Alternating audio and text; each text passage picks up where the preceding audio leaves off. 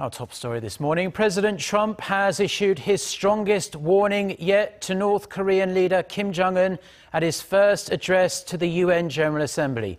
Calling him by the nickname Rocket Man on the global stage, Trump said North Korea's nuclear weapons and ballistic missiles are a threat to the entire world. He also said North Korea would be wiped off the map if it attacked the US or its allies. Park Hee-jun starts us off. Leaders from 193 member states gathered at the UN's New York headquarters to address several ongoing international crises, including the Rohingya crisis, the civil war in Syria, climate change, and of course, North Korea's continual nuclear and missile provocations. The highlight was, as expected, U.S. President Donald Trump's keynote speech at his first appearance at a General Assembly session since his inauguration in January. In a wide-ranging speech where he hit out at Iran and Venezuela, President Trump reserved his sternest words for the leadership in Pyongyang. He said that, if necessary, the U.S. would totally destroy North Korea to defend itself and its allies.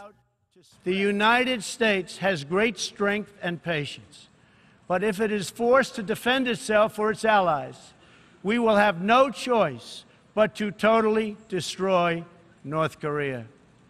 Rocket Man is on a suicide mission for himself and for his regime.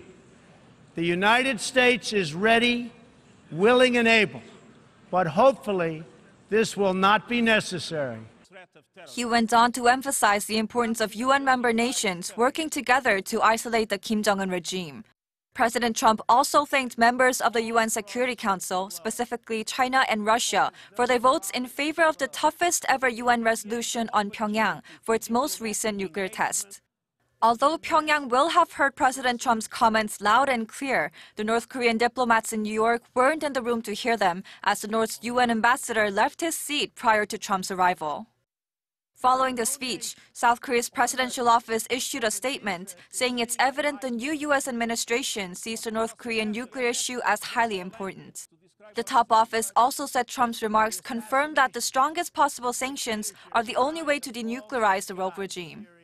President Moon Jae-in, who will deliver his speech on Thursday, is expected to focus on North Korea and call for international cooperation to condemn and rein in Pyongyang's provocations. Park Hee-jun, Arirang News.